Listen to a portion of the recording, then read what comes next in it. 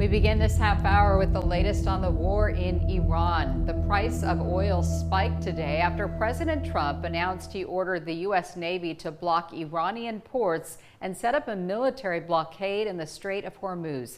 It comes after talks between the U.S. and Iran hit a wall over the weekend. 17's Washington correspondent Margaret Chadbourne has the latest.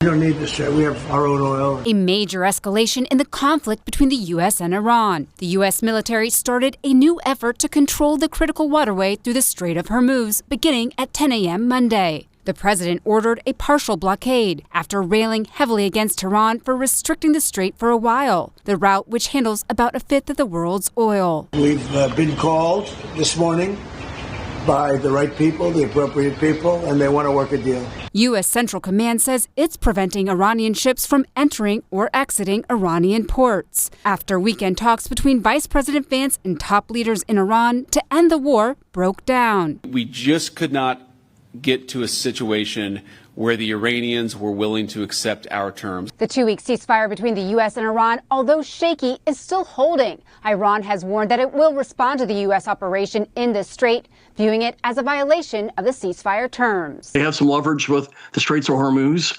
and that's a hard one to totally eliminate that threat. Lawmakers are returning to Capitol Hill with a packed agenda after a two-week recess. The Middle East conflict front and center. The only thing that will put a check on him is us in Congress doing our job, standing up and saying not one more cent, standing up and saying you do not have the authorization to do this. A high-stakes fight in Congress over the war's rising costs is expected to ramp up, putting pressure on the GOP to defend the White House's approach as Democrats call for votes to limit the president's war powers. Margaret Chadbourne, News Nation, Washington.